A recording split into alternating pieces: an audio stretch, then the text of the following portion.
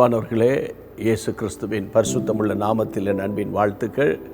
தேவன் நமக்கு கொடுத்த மகா பெரிய கிருபை, இந்த லெந்து நாட்களில் தேவனுடைய வார்த்தைகளை தியானித்து வருவது.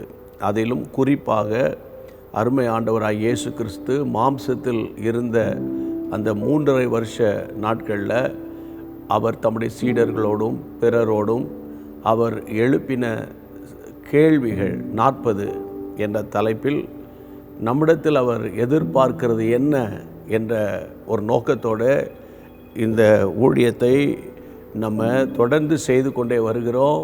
ஆண்டவருடைய நாமம் மகிமைப்படுகிறதற்காக ஸ்தோத்திரம்.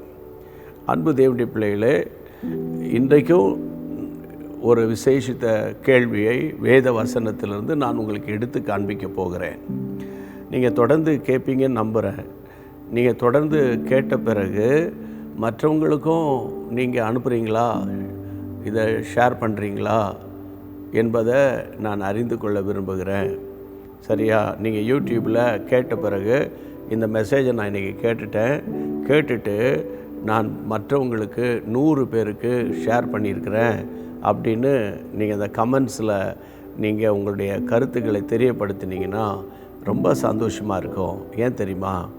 ஒருவருக்காக ஒருவரோடு ஒருவர் பாரத்தை ஒருவர் சுமந்து கர்த்தருடைய பிரமாணத்தை நம்ம நிறைவேற்றி கொண்டு வருகிறோம். சரியா? ஆண்டவருக்கு மகிமை உண்டாகட்டும். வேத வசனத்தை படிக்கலாம். தேவனுடைய பிள்ளைகளே, மார்க்கு 8ஆம் அதிகாரம் 17ஆம் வசனம். மார்க் எழுதின சுவிசேஷம் 8ஆம் அதிகாரம் 17ஆம் வசனத்தை நான் படிக்கிறேன். இயேசு அதை அறிந்து அவர்களை நோக்கி, உங்களிடத்தில் அப்பங்கள் இல்லாதபடியினால் நீங்கள் யோசனை பண்ணுகிறது என்ன? இன்னும் சிந்தியாமலும் உணராமலும் இருக்கிறீர்களா? இன்னும் உங்கள் இருதயம் கடினமாக இருக்கிறதா? சீஷர்கள் பிரயாணத்தில் அப்பங்களை கொண்டு போக மறந்துட்டாங்க. பைபிளை நீங்கள் படித்தீங்கன்னா கர்த்தருடைய பிள்ளைகளே, அவர்கள் 13ஆம் வசனத்திலிருந்து அப்பங்களை 14ஆம் வசனத்தில் சீஷர்கள் அப்பத்தை கொண்டு போக மறந்தார்கள். படவில் அவரிடத்தில் ஒரே ஒரு அப்பம் இருந்தது. அவர் அவர்களை நோக்கி பரிசேயருடைய புளித்த மாவை குறித்தும் ஏரோதின் புளித்த மாவை குறித்தும் எச்சரிக்கையாயிருங்கள் என்று கற்பித்தார். அப்போ இல்லாதனால்தான் அவர் இப்படி சொல்கிறாரு என்று இவர்கள் தங்களுக்குள்ளே யோசனை பண்ணி கொண்டிருந்தாங்க.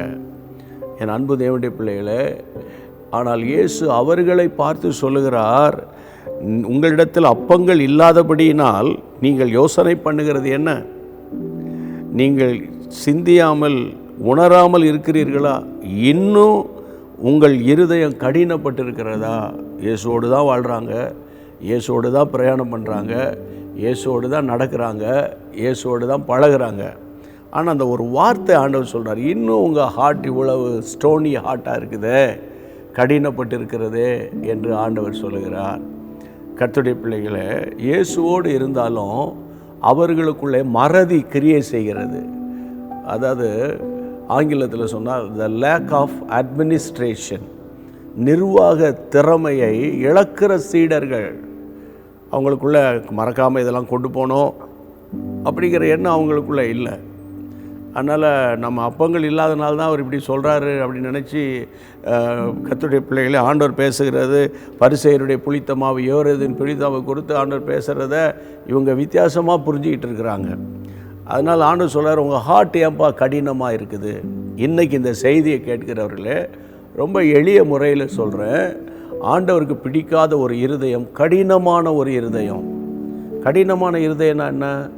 உங்கள் வீட்டில் 2 பேருக்குள்ளே ஒரு கசப்பு வந்துருச்சு. கணவன் மனைவிக்கோ, அண்ணன் தம்பிக்கோ, அக்கா தங்கச்சிக்கோ, மாமியார் மாமனாருக்கோ, அல்லது ஆலயத்தில் விசுவாசிகளுக்குள்ளே ஊழியர்களுக்குள்ளே ஒரு சின்ன ஒரு பிட்டர்னஸ் வந்துருச்சுன்னு வைங்க. நான் போய் மன்னிப்பு கேட்க மாட்டேனே, நான் போய் பேச மாட்டேனே, என்னால் தப்பு இல்லையே, என் மேலே குறை இல்லையே அப்படின்னு நீங்கள் சொல்லிட்டு இருந்தீங்கன்னா உங்கள் இருதயம் கடினப்பட்டிருக்குன்னு அர்த்தம். தாழ்மை உள்ளவனுக்கு தான் கர்த்தர் கிருபை அளிக்கிறார். ஸ்தோத்திரம். தாழ்மை உள்ளவனுக்கு தான் ஆண்டவர் என்ன செய்கிறார்? கிருபை அளிக்கிறார். அப்போது இந்த நாளில், இந்த லெந்து நாட்களில் என் இருதயத்தை, கல்லான என் இருதயத்தை சதையாக மாற்றுங்க ஆவியானவரே அப்படின்னு நம்ம ஒரு ஜெபம் பண்ணி நம்முடைய இருதயத்தை சீர்தூக்கி பார்த்து தேவன் கையில் நம்ம ஒப்பு கொடுப்போம். ஜெபம் பண்ணுவோமா?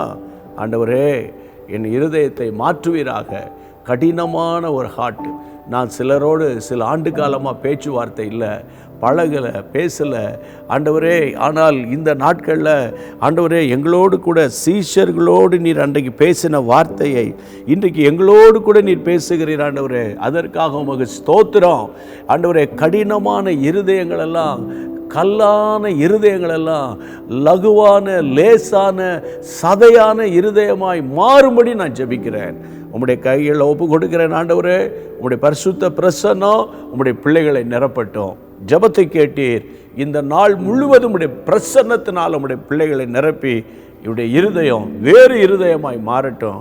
அன்றைக்கு சாமுவேல் தீர்க்கதரிசியின் இடத்துல சவுல் வந்து சந்தித்து சாமுவேலை விட்டு போகும்போது அவனுடைய இருதயத்தை கர்த்தர் மாற்றினீர். வேறு இருதயத்தோடு சவுல் போனான். அதை போல நம்முடைய பிள்ளைகளுக்கு ஒரு புதிய இருதயத்தை கொடுத்து வீட்டுக்குள்ளே சமாதானத்தை உண்டாக்கும்படி ஜெபிக்கிறோம். சமாதானத்தை உண்டு பண்ணும் ஆக்கினை ஆண்டவரே உம்மேல் வந்தது. அதனால் நீர் கிரியை செய்யணும் நான் ஜெபிக்கிறேன் அப்பா. இயேசுவின் நாமத்தில் ஜெபம் கேளும் பிதாவே, ஆமேன். மீண்டும் சொல்கிறேன், ஷேர் பண்ண மறந்துடக்கூடாது. ஆண்டவருக்கு ஸ்தோத்திரம். தொடர்ந்து நம்ம ஒருவருக்காக ஒருவர் ஜெபம் பண்ணுவோம். எங்களுக்காக நீங்கள் ஜெபிப்பீங்க நான் நம்புகிறேன். Okay, thank you. மீண்டும் சந்திப்போம். God bless you. அன்பான தேவனுடைய பிள்ளைகளே, இச்செய்தி உங்களுக்கு மிகுந்த ஆசீர்வாதமாக இருந்ததென்று நாங்கள் நம்புகிறோம்.